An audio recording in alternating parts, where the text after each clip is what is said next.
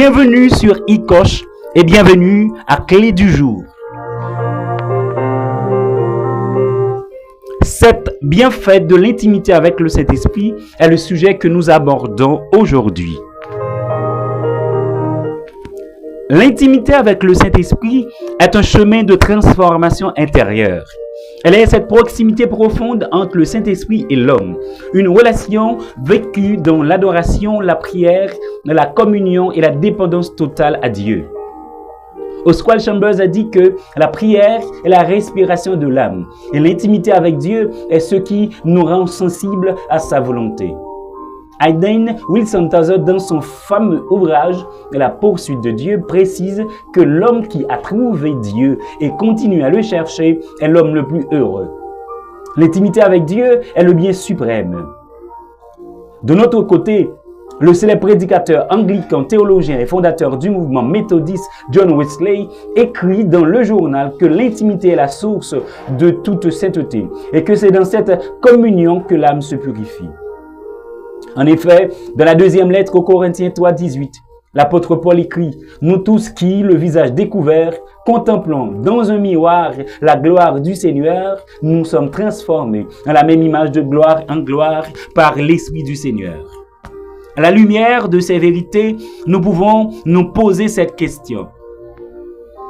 Quels sont les bienfaits de l'intimité avec le Saint-Esprit? Nous pouvons énumérer 7. Façonner, distinguer, positionner, aiguiser, outiller, élever et glorifier. Le premier bienfait qu'on verra, c'est le façonnement du Saint-Esprit. C'est-à-dire être façonné par le Saint-Esprit. Par rapport au façonnement à l'image de Dieu, nous avons 2 dimensions. Nous avons le façonnement à l'image de Dieu et le façonnement à la ressemblance de Dieu. On se bornera de traiter seulement le façonnement à l'image de Dieu mentionné dans le verset cité ci-dessus, 2 Corinthiens 3:18. Le Saint-Esprit nous façonne à atteindre l'image de Dieu, Christ dans sa dimension parfaite, dans sa stature parfaite. Dans l'intimité, en laissant notre cœur battre au rythme du sien jusqu'à ce que sa volonté devienne la nôtre. Dans le façonnement à l'image de Dieu, le Saint-Esprit travaille à plusieurs niveaux. Il travaille notre cœur, notre caractère, nos pensées. Quel est donc le but du façonnement à l'image de Dieu? Selon Hébreux 1:3, c'est afin comme Christ est le reflet de la gloire de Dieu et l'empreinte de sa personne, et en soutenant toutes choses par sa parole puissante, a fait la purification des péchés et s'est assis à la droite de la majesté divine dans les lieux très hauts, qu'on puisse nous-mêmes être aussi le reflet de Christ et l'empreinte de sa personne sur la terre des hommes de notre génération, afin de juger le monde et les anges après avoir été sauvés. Par les diverses circonstances journalières, le Saint-Esprit travaille avec la parole de Dieu dans notre cœur, dans nos pensées, afin de transformer notre caractère en nous conduisant dans nos choix, nos décisions, nos actions et réactions. Comment le Saint-Esprit fait ce travail? Au prime abord, il éclaire nos pensées en purifiant nos intentions, nos désirs selon les désirs divins. C'est-à-dire quelqu'un qui est confus. C'est une personne qui a besoin d'augmenter, d'affiner son intimité avec le Saint-Esprit. Car celui qui est en intimité profonde avec Dieu est éclairé, orienté et fixé dans la volonté de Dieu et dans sa destinée. Car l'intimité avec Dieu est le lieu de l'illumination spirituelle. En effet, certaines circonstances sont provoquées expressément afin de nous appeler à une autre dimension d'intimité avec Dieu, afin de connaître sa volonté de recevoir de nouvelles orientations. Car chaque situation appelle une dimension d'intimité en adéquation. De notre côté, il produit en nous le fruit de l'esprit, en nous communiquant les attributs communicables de Dieu.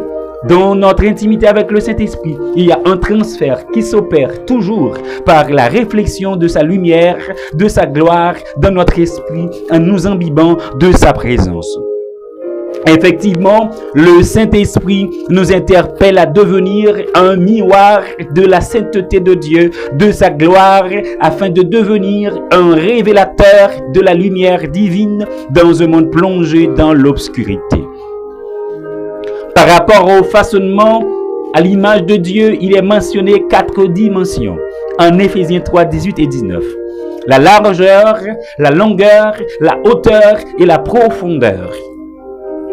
La largeur, elle évoque l'étendue illimitée, l'immensité de l'amour de Dieu. L'immensité de l'amour de Dieu dans son universalité, Jean 3, 16. Dans son étendue, Actes 10, 34 et 35. Et dans sa générosité divine, Romains 8, 32. Sa longueur, symbole de sa constante fidélité dans le temps, dans la durée éternelle de son amour. Jérémie 31, 3.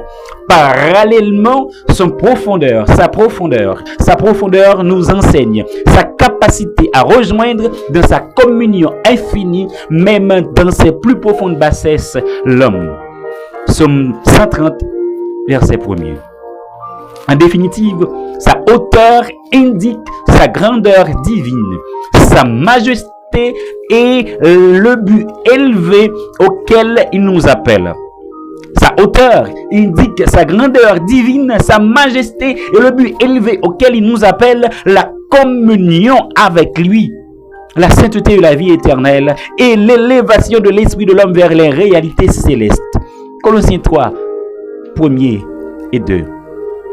Au fait, comme mentionné en Éphésiens 3, 18 et 19, Dieu veut que nous soyons remplis de toute la plénitude de Dieu. Et le moyen d'y parvenir, c'est l'ivresse de l'Esprit. Et que Dieu nous vienne en aide.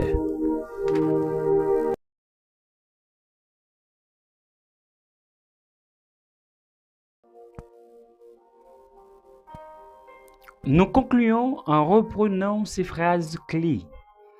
L'intimité avec Dieu est le lieu de l'illumination spirituelle. C'est le lieu du façonnement à l'image de Dieu. Du fait que dans l'intimité, il y a un transfert qui s'opère toujours par la réflexion de sa lumière, de sa gloire, de notre esprit, en nous imbibant de sa présence. Attendu que nous devenions un miroir de la sainteté de Dieu, de sa gloire, dans la perspective de devenir un révélateur de la lumière divine dans un monde plongé dans l'obscurité. Amen, amen, amen. Nous vous invitons à vous abonner à notre chaîne pour ne rater aucune vidéo. Partagez la vidéo avec vos contacts si vous avez été béni.